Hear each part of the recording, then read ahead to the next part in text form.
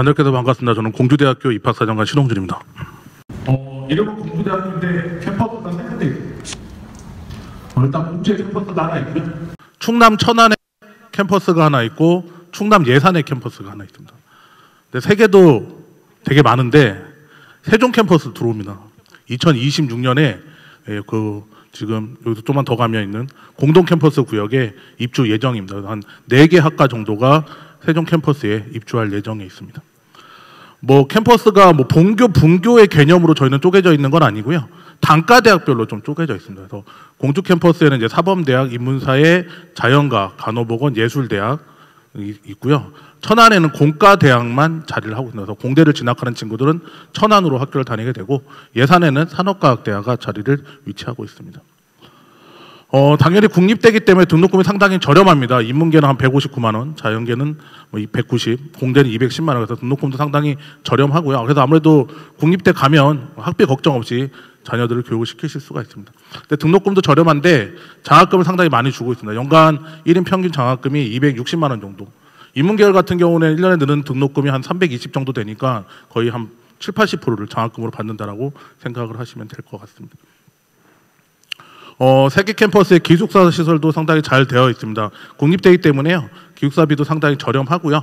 거리와 상관없이 1학년 때 성적순으로 선발을 하기 때문에 세종 학생들도 가까이 있는 공주 캠퍼스에 기숙사에 들어갈 수 있고요. 천안과 예산 캠퍼스에서도 기숙사 시설이 잘 되어 있습니다.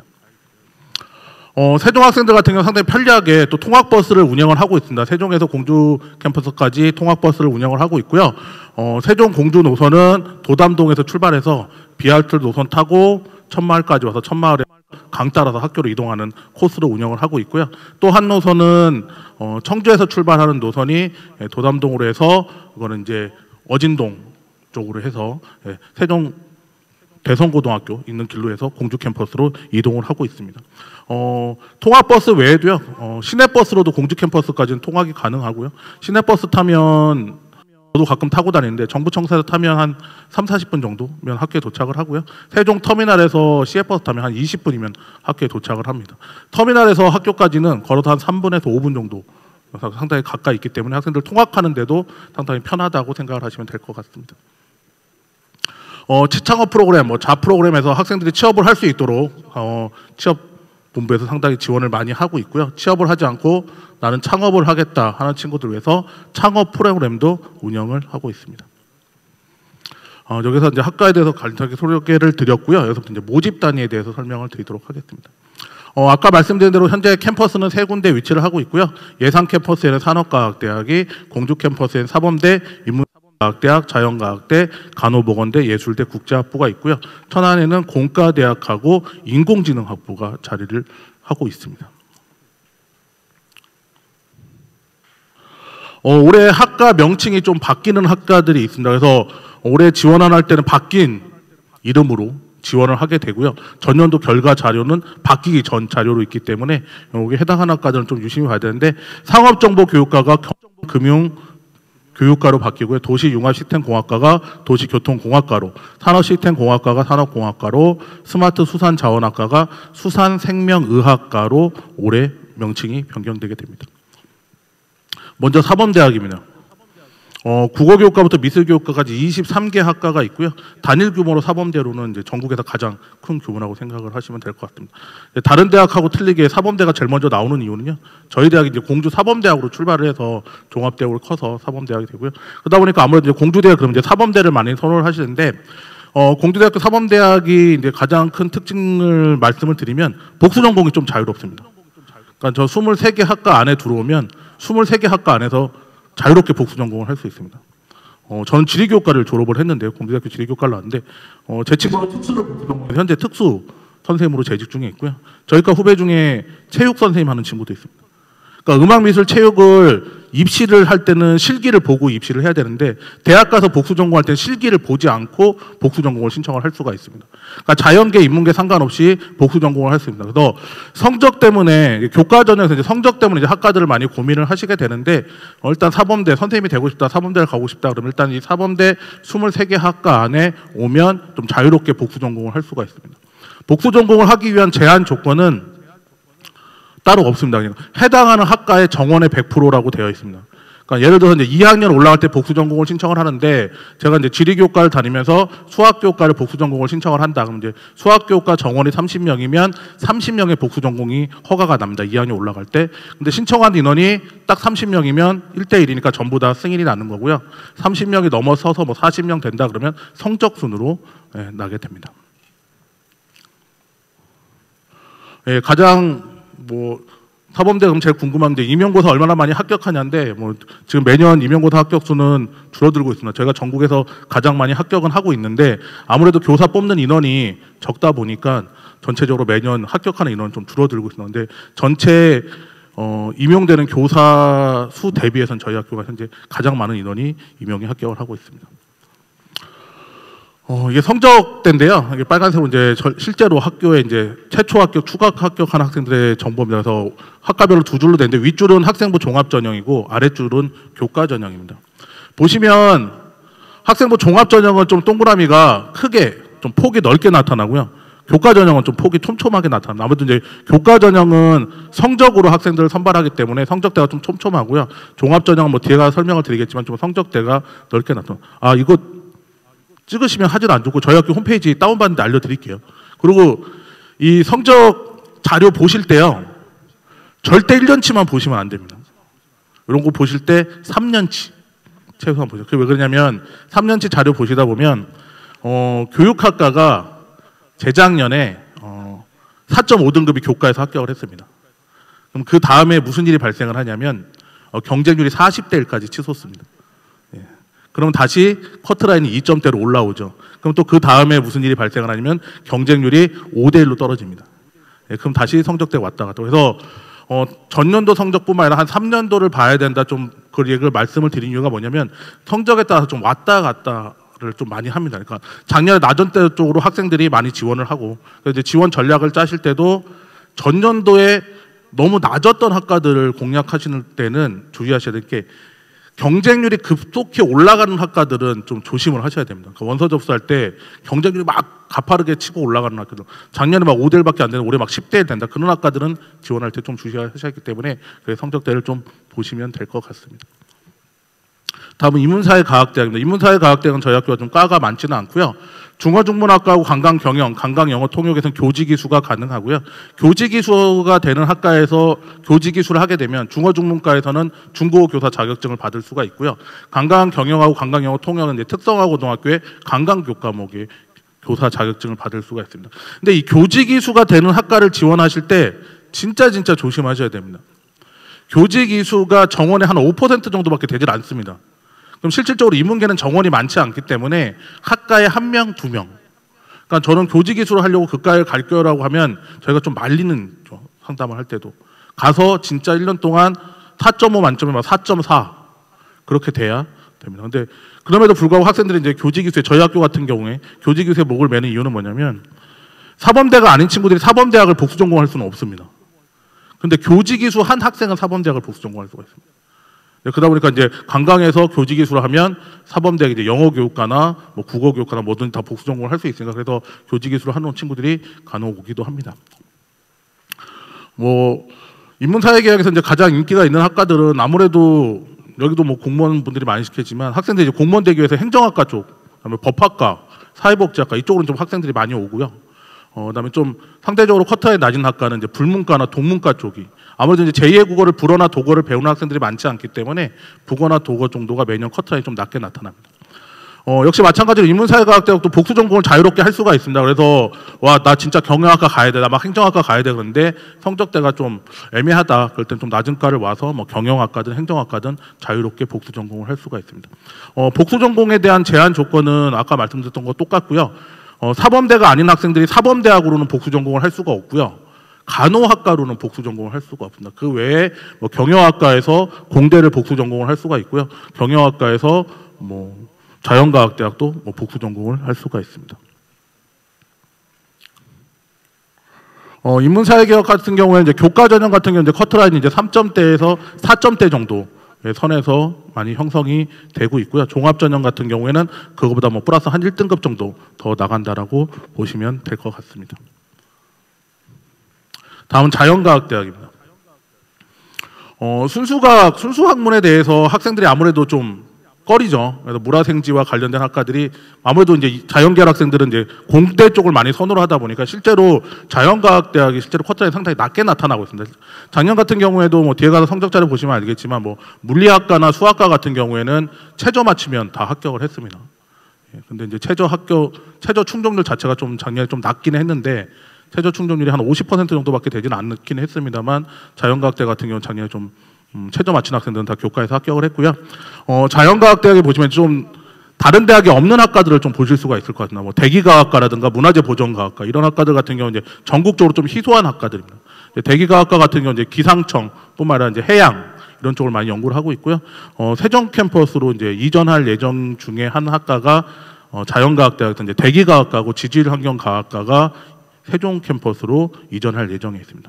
문화재보전과학과는 아무래도 이제 과거에 이제 고고학교에서 문화재를 발굴하는 개념적으로 학생들이 많이 접근을 했는데 지금은 이제 발굴할 만큼 다 발굴했죠. 그다음에 이제 문화재를 어떻게 하면 오랫동안 보존할 수 있을까? 백제 문화재 저희가 팔 만큼 다 팠습니다. 공주부터 부여까지 저희가 다 파갔고요. 더 이상 팔 것도 없습니다. 그래서 이제 보존 쪽으로. 그래서 저희 학교가 보존 쪽으로도 상당히 유명합니다. 그래서 전국에서도 상당히 유명해서 이제 석사, 박사 과정까지 다 갖추고 있어서 다른 대학에서 문화재 보존을 했다고 하더라도 석박사는 이제 공주 쪽으로 학생들이 많이 내려오고 있습니다. 말씀드린 대로 자연과학대 보면 성적대가 상당히 빨간색 점이 되게 뒤로 많이 쏠려 있죠. 그래서 아까도 말씀드렸듯이 작년 같은 경우 이제 최저를 맞춘 학생들이 거의 다 교과에서 합격을 해서 성적대들이 조금 아까 인문계열보다도 좀 낮게 나타나고 있습니다. 다음은 간호보건대학입니다. 간호보건대는 이제 간호학과, 응급구조학과, 의료정보보건행정학과가 있고요. 간호학과에서 교직이 들어가면 이제 보건교사를 할 수가 있습니다. 근데 항상 간호학과나 보건계열 설명할 때 이제 가장 많이 받는 질문, 자대병원 있어요? 라는 질문을 받으면 저희가 이제 목소리를 줄이면서 아니 없는데요 라고 얘기를 합니다. 저희가 아직 병원이 없습니다. 의대가 아직 없어서 저희가 병원이 없는데 그렇다고 뭐 병원 있다고 해서 자대병원에 다 취업시켜주는 거 아니고요. 자대병원 없다고 해서 취업 못하는 것도 아닙니다. 아무래도 간호학과가 상당히 오래되었기 때문에 취업은 뭐 서울에 있는 메이저 병원에도 취업을 하고 있고요. 취업은 잘 되고 있습니다. 그렇다 보니까 이제 간호학과가 병원 있는 대학보다 조금 커트라인이 조금 낮게 나타납니다. 한 0.5에서 한 1.5 더 나타나기 때문에 그렇게 나타난다면 응급구조학과 같은 경우는 이제 소방직 공무원 쪽으로 학생들이 많이 진출을 하고 있고요. 응급구조사 이런 쪽으로 많이 진출을 하고 있습니다. 다음 예술대학입니다. 예술대학의 학과들 보시면 와 저런 과도 있어, 저런 게 산현제에 있어, 저런 게 국립대에 있어. 깜짝 놀랄만한 학과들이 많이 있습니다. 뭐 게임 디자인학과, 만화 애니메이션학과, 뭐 영상학과, 뭐 도자, 주얼리. 아무래도 이제 4년제나 도 없고 국립대에는 더더욱 없습니다. 희소성이 있기 때문에 이쪽을 준비하는 친구들 같은 경우 상당히 경쟁률이 높게 나타나서 만화 애니메이션과 같은 경우에는 뭐 1000명씩 이렇게 지원을 하고 현에 지원을 하고 있습니다. 아무래도 아웃풋이 아무래도 이제 경쟁할 수 있는 대학들이 많지 않기 때문에 아웃풋도 상당히 많이 나타나고 그래서 좋아서 학생들이 많이 오고 있습니다. 국제학부입니다. 대학 본부 소속으로 되어 있고요. 대부분의 대학의 국제계열 그러면 이제 인문계열 쪽으로 많이 생각을 하시는데 저희 학교 국제학부는 특이하게 자연계열입니다. 세부 전공이 금융공학으로 되어 있고요. 저 학과의 가장 큰 특징은 뭐냐면 100% 전공 수업을 영어로 하고 있습니다. 그런데 자연계열이기 때문에 금융공학이기 때문에 배우는 과목이 수학, 통계, 경제, 금융을 배웁니다. 그래서 학생들한테 100% 영어로 수업하는데 니네 수학하고 통계하고 금융 배워야 돼. 그러면 이제 학생들은 소리 지르죠. 제일 싫어하는 게 두 과목이죠. 제일 잘해야 되는데 제일 싫어하는 과목이 영어하고 수학입니다. 인문계는 수포자들이 많으니까. 근데 나 수학도 싫어하는데 영어로 해서 수학을 배워야 된다. 그래서 교수님한테 여쭤봤어요. 수학으로 영어로 가르치는데 애들이 쫓아오냐 했더니 농담을 이렇게 얘기하시더라고요. 애들이 수학을 못하는지 영어를 못하는지 지들이 구분을 못한대요. 영어를 못해서 수학을 못하는 건지 수학을 못해서 이해를 못하는 건지 구분을 못한다라고 얘기를 하시더라고요. 근데 저 학과 같은 경우는 이제 아무래도 국제 계열의 학과고요. 금융 쪽을 특성화돼서 배우다 보니까 실제로 이제 금융 쪽으로 가고 싶다 아니면 4년 동안 이제 영어로 수업하기 때문에 졸업할 때 뭐 토익 점수가 이제 어마무시하더라고요. 제 조카도 저 학교를 졸업을 했는데 그렇게 뭐 썩 공부를 잘하진 않았는데 졸업할 때 되니까 토익이 990 만점에 거의 육박해서 졸업을 하더라고요. 그런 걸 보면 좀 외국계 계열로 가고 싶다 아니면 뭐 금융 쪽으로 가고 싶다 하는 학생들이 있으면 이런 과를 오시면 좀 많이 도움이 될 것 같습니다. 성적대는 아무래도 이제 간호학과 같은 경우 상당히 좀 촘촘하게 나타나죠. 성적대가 많이 촘촘하게 나타나고 다른 과도 좀 넓게 나타나는 걸 보실 수가 있습니다. 다음은 천안 공과대학입니다. 이제 공과대학은 천안에 있습니다. 그래서 앞에 천안이 붙어 있고요. 웬만한 공대에 있는 모든 학과들을 다 갖추고 있는데 공대가 최근 몇 년 사이에 큰 변화를 겪고 있습니다. 공대가 상당히 천안에 있고 수도권에서 인접해서 성적대가 상당히 계속 높게 나타났는데 최근 몇 년 사이에 공대 커트라인이 많이 내려갔습니다. 그래서 와 큰일 났다 했는데 전국적으로 좀 공대들이 지방 공대들이 조금 커트라인들이 많이 내려가고 있습니다. 그래서 과거에는 전화기, 그래서 뭐 전기, 전자, 기계, 화공 쪽을 많이 선호를 했었는데 특히 화공 쪽이 커트라인이 거의 최초 합격이 3등급, 뭐 추가 합격 하더라도 3등급 후반대 쪽으로 나왔었는데 약대가 생기고 나서는 이제 화공 쪽에 좀 인기가 많이 쏟아서 좀 많이 적게 나타나고요. 그다음에 뭐 컴퓨터 관련도 학과, 그다음에 이제 자동차와 관련된 아무래도 천안에 뭐 삼성전자부터 시작해서 아산의 현대자동차, 그다음에 자동차 관련된 회사들, 전자와 관련된 회사들이 천안 아산 지역에 상당히 많이 자리를 하고 있습니다. 평택까지 해서 그래서 학생들이 그런 쪽으로 많이 취업을 하고 있고요. 뭐 지능형 모빌리티 학과라든가 이런 학과들, 그다음에 디지털 융합금융공학과 이런 학과들이 많이 있고 좀 특이한 거는 디자인 계열의 학과가 저희는 공대에 있습니다. 예. 디자인 컨버전스 학과가 공대에 있는데 저기 이제 시각하고 제품 디자인, 저기 이제 미술. 그래서 가끔가다 학생들이 뭐 제품이나 시각 디자인하기 위해서 실기 준비했다는 친구들이 상담을 받으러 오는데 공대에 있기 때문에 실기를 보질 않습니다. 저 학과는 이제 디자인까지만 펜, 붓으로 그림 그리는 학과는 아니고요. 컴퓨터 3D로 제품 디자인이나 그런 시각 디자인을 하는 학과다 보니까 디자인 쪽을 하고 싶은데 미술을 안 했다는 친구들, 뭐 제품이나 시각 쪽에 디자인 쪽에 관심 있는 친구들이 오면 좀 괜찮을 것 같습니다. 다음 인공지능학부입니다. 인공지능학부는 공대 소속이 아니고요. 대학 본부 소속으로 별도로 분리되어 있고요. 2026년에 세종으로 올 가장 첫 번째 학과가 인공지능학부입니다. 그래서 AI 쪽 관련돼서 있는 학과인데 저게 왜 공대에 있지 않고 본부 소속으로 되어 있냐면 단순히 공학적인 AI뿐만 아니라 스마트 헬스케어, 스마트 에이드, 스마트팜, 저희 학교에서 갖고 있는 모든 역량을 다 총 집합해서 A와 관련된 모든 것을 좀 융복합적으로 가리키기 때문에 단순히 공학적인 AI뿐만 아니라 좀 융복합적으로 가리키기 때문에 본부 소속으로 따로 분류가 되어 있습니다. 공대 커트라인이 좀 많이 내려갔다고 말씀을 드렸는데 이제 과거에는 뭐 3등급에서 출발해서 4등급 초반대까지 학생들이 성적이 많이 들어왔는데 지금은 이제 최초 합격이 3등급 후반대부터 시작을 해서 학과에 따라서 이제 추가 합격하면 5등급대 학생까지 교과 전형에서 들어오고 있습니다. 다음 산업과학대학입니다. 산업과학대학은 충남 예산에 있습니다. 그래서 농식품 계열의 학과들이고요. 보시면 뭐 지역사회개발, 부동산, 산업유통, 뭐 식물, 뭐 스마트팜, 특수동물, 수산생명의학과가 자리를 하고 있습니다.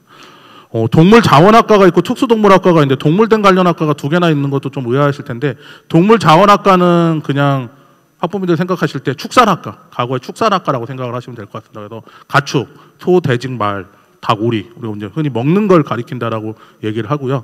특수동물학과는 전국에 하나밖에 없습니다. 현재까지 반려동물, 그다음에 야생동물, 실험용 동물. 그래서 반려동물, 뭐 파충류부터 시작해서 뭐 개, 고양이 이런 것도 곤충, 그다음에 야생동물. 그래서 충남 지역의 야생동물 구조센터가 저희 학교 안에 자리를 하고 있습니다.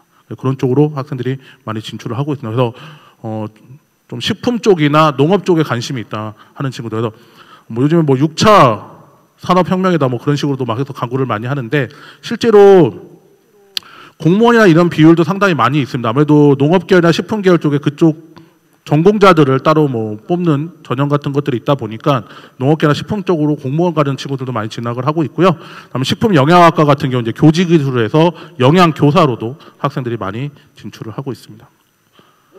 아무래도 캠퍼스도 좀 예산에 있고요. 그다음에 이제 학과들이 이제 농업이나 식품 쪽 관련된 학과다 보니까 전체적인 커트라인은 5등급대에서 6등급대의 커트라인이 나타나고 있습니다. 다음은 입학 전형입니다. 저희 학교는 수시 종합, 수시 교과, 수시 실기 실적, 그리고 정시 나군에서 학생들을 선발을 하고요. 학생부 종합 전형은 수능 최저 학력 기준이 없고요. 학생부 교과 전형은 수능 최저 학력 기준이 있고 실기 실적 전형은 최저 학력 기준이 없습니다. 올해 전체 모집 단위가 저희가 한 92개 정도 학과에서 학생들을 선발하는데 그중에 44개 학과를 수시에서 선발합니다. 저에게 뭐냐면 저 44개 학과는 수시에서 정원의 100%를 선발을 합니다. 그래서 수시의 100%를 선발을 하고 미충원되는 인원만 정시에서 선발을 합니다. 실제로 이제 작년에 5개 학과가 먼저 수시 100%로 선발을 했었는데 예체능계에 수시에서 100% 충원이 됐습니다. 그래서 정시에 2월된 인원이 한 명도 없습니다. 그래서 수시에 100% 뽑는 학과들은 정원 자체가 다 수시에 배정이 되어 있기 때문에 올해 수시에 뽑는 인원이 작년보다 좀 증가했다라고 생각을 하시면 되고 모집 인원이 증가했다는 얘기는 아마 이제 커트라인이나 경쟁률에도 좀 영향을 줄 것 같아요. 그래서 요 해당하는 학과에 관심이 있는 분들은 수시에 꼭 지원을 하셔야 된다 생각을 하시면 될 것 같습니다. 먼저 학생부 종합전형입니다. 올해 학생부 종합전형에서 가장 큰 변화 중에 하나는 천안공과대학하고 산업과학대학은 학생부 종합전형에서 면접을 폐지를 했습니다. 일반 전형에서. 그래서 일반 전형으로 공대나 산업과학대학에 지원하는 친구들은 면접이 없고요. 그다음에 고른계 일반 전형, 고른계 지역인재 전형도 면접을 폐지를 했습니다. 고른계 전형하고 고른계 지역인재 전형 모든 학과가 면접이 폐지됐고요. 일반 전형 같은 경우에는 천안공과대학하고 산업과학대학만 면접이 폐지가 됐습니다. 학생부 종합전형은 이제 면접이 있는 학과들 같은 경우에는 1단계 서류평가, 그다음에 서류평가에서 4배수를 선발을 합니다. 서류평가를 해서 4배수를 선발해서 그 4배수를 면접을 보고 서류평가 점수 700점, 면접 점수 300점 해서 학생들을 합격자를 발표를 하고요. 면접이 없는 학과 같은 경우는 서류 100, 면접 없이 서류평가 점수 100%로 학생들을 선발을 하게 됩니다. 서류평가 영역은 이제 학교 생활기록부만 보죠. 올해는 다 학교 생활기록부만 보는데 전공적합성, 발전 가능성, 인성 이 3개 영역을 가지고 학생들을 평가를 합니다. 그래서 전공적합성, 발전 가능성, 인성 그럼 그게 뭐냐라고도 궁금해하실 텐데 전공적합성, 발전 가능성은 비슷한 맥락이라고 생각을 하시면 될 겁니다. 그 학과에 가기 위해서 얼마나 많은 노력을 했는가. 단순히 전체 내신 등급이 몇 등급이다가 아니라 그 학과와 관련해서 진로와 관련해서 어떤 과목을 선택을 하고 얼마나 정도의 이수를 했느냐. 그러니까 단순히 등급이 높다고 합격이 불합격이 아니라 어떤 과목을 어떻게 이수했는지 또 평가를 받거든요. 세종 같은 경우에는 이제 캠퍼스형 공동교육 과정을 상당히 일찍 시작을 해서 정착이 많이 되고 있어서 어떻게 보면 그런 것들도 서류 평가할 때는 저희 대학뿐만 아니라 다른 대학에서도 서류 평가할 때는 좀 플러스 요인이 될 수가 있습니다. 그러니까 우리 학교에 개설이 되어 있지 않지만 내가 캠퍼스형 공동교육 과정으로 내 진로를 위해서 이런 과목을 선택해서 들었다라는 게 생활기록부에 표현이 되면 그런 것도 상당히 이제 전공 적합성이 높다. 그다음에 스스로 자기 진로를 찾아서 그런 과목을 수성을 했다라면 발전 가능성도 높다. 이렇게 많이 평가를 받을 수가 있습니다. 학생부 종합전형 면접은 역시 서류 제출 기반 면접입니다. 그래서 제출한 서류, 그러니까 학교 생활기록부를 가지고 그 안에서 궁금한 걸 질문을 합니다. 그래서 가끔 보면 저희도 상담하다 보면 면접 학원 다니는 친구들도 있고 그런데 그러실 필요 없습니다. 본인 생활기록부를 가지고 질문하기 때문에 본인 생활기록부를 가장 잘 아는 건 본인 자신이죠. 본인 생활기록부를 꼼꼼히 읽고 꼼꼼히 공부하고 와서 면접을 보는 게 가장 면접을 잘 보는 겁니다. 그럼에도 불구하고 실제 면접에서 생활기록부에 있는 내용을 질문을 해도 대답 못하는 학생이 꽤 있습니다. 본인 생활기록부인데. 그 얘기는 뭐 학교에 따라서는 뭐 단체로 했던 활동, 조별학습했기 때문에 똑같은 내용이 있고 본인이 좀 중점적으로 안 했던 활동인데 그런 것들 이제 전공과 관련돼서 질문을 했을 경우 대답일 수도 있긴 한데 일단 면접 대상자 안에 들어오게 되면 면접 준비는 본인 생활기록부를 좀 꼼꼼히 읽으면서 본인이 했던 활동들에서 이게 어떤 활동이었고 내가 여기서 무엇을 배우고 느꼈는지를 좀 스스로 공부하는 게 면접에서는 가장 중요하다라고 생각을 하시면 될 것 같습니다. 이건 면접 예시 문항인데요. 뭐 큰 의미는 없습니다. 이거는 학생들 보고 나서 했기 때문에 이거 보면 뭐 미래 건축물에 어떤 영향을 변화할 것인지를 주제를 보고서로 작성했다고 하는데 그것은 무엇인가요? 당연히 이제 미래 건축에 대한 부분이었기 때문에 건축학과에서 질문한 내용이고요. 뭐 자유무역협정과 인류 건강 공존에 대한 탐구한 경험이 있습니다. 자유무역에 대해서 간단히 설명해 보세요.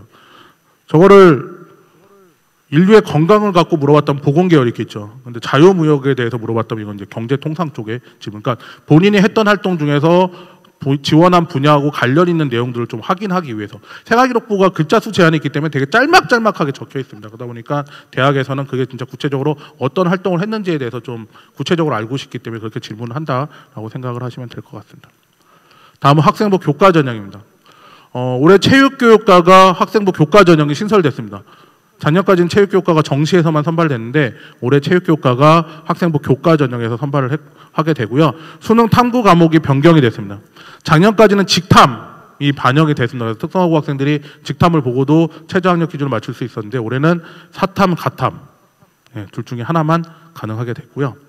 진로 선택 과목이 올해 반영이 됩니다. 작년까지는 진로 선택 과목이 반영이 안 되는데 올해 진로 선택 과목이 반영되는데 진로 선택 과목은 이제 가산점으로 반영이 되고요. 진로 선택 과목 전 과목을 반영하는 건 아니고요. 진로 선택 과목 중에 잘한 거 3개를 뽑아서 그 3과목의 평균을 내서 ABC에서 5점, 3점, 1점에서 가산점으로 학생들에게 점수를 줄 예정입니다. 모든 학교는 학생부 100으로 선발을 하고 있고요. 체육교육과, 음악교육과, 미술교육과만 학생부 70에 실기 30%로 학생을 선발을 하고 수능 최저학력 기준이 있습니다. 학생부 내신 산출하는 방법은요. 저희 학교는 전 과목을 반영을 합니다. 여기서 이제 전 과목이라고 얘기하는 거는 1등급부터 9등급 숫자로 나오는 과목의 전 과목, 그 과목들의 단위수를 곱해서 반영을 하게 되고요. 아까 말씀드린 대로 진로 선택 과목은 3과목만 가산점으로 합니다. 상당히 복잡하게 막 수식으로 적혀 있는데요. 홈페이지에 오시면 산출하는 계산기가 있습니다. 거기에 성적 등급하고 단위수를 넣으시면 정확하게 성적을 계산하실 수가 있고요. 그것도 귀찮다 하시면 7월 달에 정부 컨벤션 센터에서 박람회 할 때 오시면 성적표 갖고 오시면 저희가 계산하고 저희가 뭐 갈 수 있는 과도 찾아드리고 해드리겠습니다. 저희 학교는 출결이 반영됩니다. 출결이. 미인정, 지각, 결석, 조퇴가 있으면 이제 감점이 될 수 있는데 미인정, 결석 이 3회 이상이면 3일 이상 4일부터는 감점이 됩니다. 결석 4일. 그러니까 결석 4일이면 지각 조퇴로 따지면 12번. 그러니까 미인정 무단만 되는데 이게 감점되는 게 쉽지 않습니다. 미인정 지각을 12번을 해야 되고 미인정 결석을 4번을 해야 되고 감점되는 게 되게 어렵습니다라고 계속 설명회를 다녔는데 작년에는 감점되는 애들이 엄청 많았습니다. 깜짝 놀랐습니다. 깜짝 놀랐습니다. 이게 왜 그러냐면 이제 아무래도 온라인 수업으로 이 학생들이 1, 2, 3학년을 다 듣다 보니까 온라인 수업 때 이제 좀 늦게 들어오거나 했던 친구들이 다 미인정, 지각 이렇게 찍히다 보니까 의외로 좀 학생들이 출결이 좀 감점되는 인원들이 많았습니다. 수능 최저학력 기준은 국어, 수학, 영어, 탐구. 탐구는 한 과목이고요. 이 4개 영역 중 잘한 거 3개 영역에 합산 등급을 사용을 합니다. 인문계, 자연계, 예체능계 상관없이 잘한 거 3개고요. 수학교육과만 수학이 필수입니다. 수학교육과는 수학 중에서도 기하나 미적을 해야 지원을 할 수가 있습니다. 수학에서 확률과 통계를 한 친구들은 수학교육과를 지원을 할 수가 없습니다. 다른 자연계학과는 다 지원은 가능한데 수학교육과만 수학에서 기하와 미적을 응시를 해야 됩니다. 수능 최저학력 기준은 뭐 단과대학별로 학과별로 좀 차이가 있고요. 사범대학은 뭐 10등급인 학과하고 12등급인 학과가 있고요. 인문사회과학대학은 13등급, 자연과학대학은 15등급, 간호보건대학의 간호학과는 12등급, 나머지 학과는 14등급이고요. 공대는 15등급, 산업과학대학은 17등급입니다. 산업과학대, 공과대, 그다음에 자연과학대학이 빨간색으로 나와 있는 이유는요. 작년보다 최저학력 기준을 한 등급씩 낮췄습니다. 작년엔 자연과학대학이 14, 공대도 14, 산업과학대학은 16이었는데 그러다 보니까 최저를 충족한 비율이 공대가 48% 최저 충족했습니다.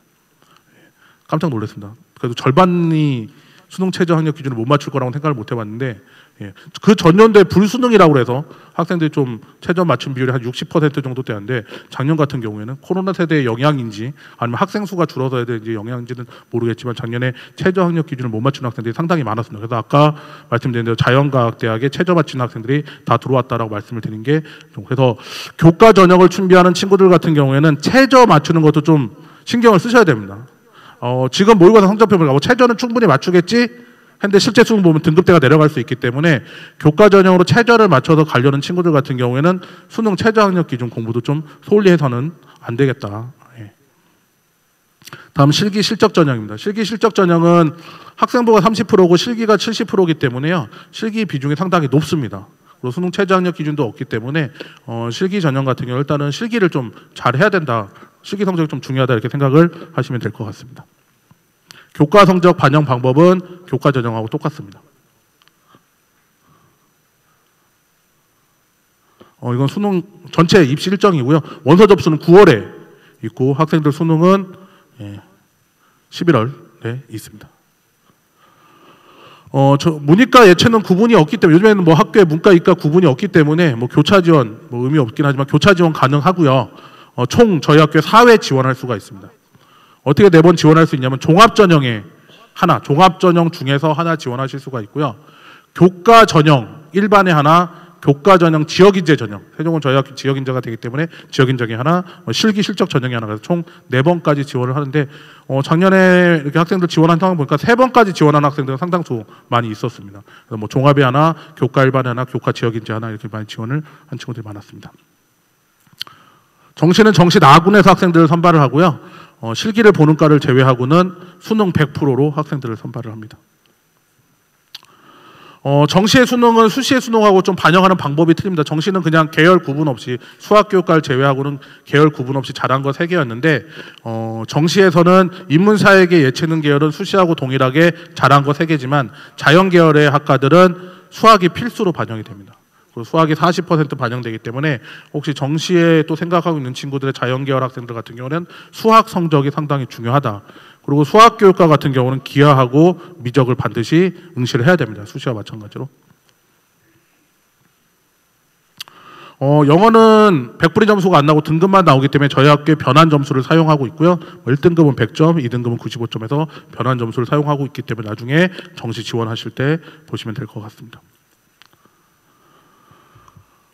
공주대학교 입학안내 홈페이지를 공주대학교 입학안내 검색하시면 이렇게 공주대학교 입학안내 홈페이지를 들어오실 수가 있고요. 꼭 한 번씩 들어와 보시기 바랍니다. 저희 대학뿐만 아니라 본인이 지원하고자 하는 대학이 있으면 꼭 입학안내 홈페이지를 꼭 들어가 보시고요. 여기 들어가시면 전년도 입시 결과에서 전체 3년 내 관련된 전체 성적이 다 공개가 되어 있고요. 그다음에 성적 산출, 학생부 성적 산출, 내신 성적 산출이라고 있는데 거기 들어가시면 과목을 다 넣으시면 성적 산출도 다 해보실 수가 있습니다. 이제 학생부 종합전형과 관련된 이야기들, 그다음에 온라인 신청에서 자료 신청, 그다음에 방문 상담 신청 이런 것도 할 수 있는. 그래서 혹시 기회가 되시면 학교가 상당히 가까이 있습니다. 세종에서 한 15분이면 이쪽 사생을 기준으로 해도 20분이면 저희 학교까지 차로 오실 수가 있기 때문에 방문 상담 신청하셔서 와셔서 상담 받으시면 좀 도움이 될 것 같고요. 학생이 못 오시면 학부모님들도 방문을 해주시면 될 것 같고, 그다음에 전화 상담도 가능하고요. 온라인에 궁금하신 거 질문하시면 댓글로 달아드립니다. 요거는 저희가 올해 좀 새롭게 만들어봤습니다. 이게 옛날에 학부모님들 고등학교 때 뒤에 대학 배치표 붙어있던 거 생각나시죠? 그 느낌으로 해서 좀 레트로 느낌으로 해서 저희 학교 전체 학과를 배치표를 만들었습니다. 그래서 저게 전체 그린색으로 나오는 이 막대가 들어온 학생들의 등급 분포고요. 빨간색 점이 그 학과의 70% 컷이라고 생각을 하시면 될 것 같아요. 그래서 점보다 파란색이 길게 내려온 학과들은 충원이 좀 많이 돌아서 꼬리가 좀 길었던 학과라고 생각을 하시면 되고요. 70점 소가고 막대하고 끝하고 거의 비슷하다 그러면 그 점수 때 이제 학생들이 많이 몰렸대요. 이것도 저희가 홈페이지에 다 공개를 할 예정이기 때문에 그걸 좀 보시면 많이 도움이 될 것 같습니다. 얘기하다 보니까 상당히 빨리 끝났는데 3년 만에 이렇게 오프라인으로 대면으로 이렇게 설명을 하는 것 같은데 어쨌든 궁금한 것도 많으실 것 같고요. 답답한 것도 많으실 것 같습니다. 근데 저희 설명에 들었다고 다 기억나시는 건 아닐 것 같고요. 그래서 홈페이지 좀 적극적으로 활용을 해 주셨으면 좋겠고요. 꼭 박람회 때 꼭 와서 상담을 받으셨으면 좋겠고요. 그래서 박람회 오실 때는요, 빈손으로 오지 마시고요. 3학년 1학기 성적까지 다 나온 다음에 박람회를 하거든요. 그래서 전체 3학년 성적표를 아마 학교에서 한 장짜리를 뽑아 주실 거예요. 그럼 그걸 갖고 오시면 저희가 내신을 돌려서 교과 전형 내신 성적도 산출할 수가 있고요. 저희가 시간이 좀 여유가 되면 생기부도 좀 봐줄 수 있으면 봐드릴 수도 있기 때문에 생기부도 좀 갖고 오시고 학생부 종합 전형 같은 경우는 좀 그런 것들을 좀 적극적으로 활용을 했으면 좋겠습니다. 아무쪼록 세종시의 교육의 발전이 저에게도 상당히 중요합니다. 저희 애들도 곧 입시를 해야 되고 저희 애들도 세종에서 계속 커야 되기 때문에 그래서 제가 세종시에서 이렇게 설명하면 밤늦게도 달려옵니다. 세종 교육의 발전이 저희 대학의 발전이다 이렇게 생각을 하고 있고, 그 때문에 혹시 길 가다가 마트나 이런 데서 보시면 붙잡고 궁금한 거 물어보셔도 돼요. 아무래도 철마을 살다 보니까 이마트나 코스트코 많이 갑니다. 그래서 근데 오시면 그다음에 박람회 때 꼭 오셔서 상담 받기 바라십니다. 예, 감사합니다.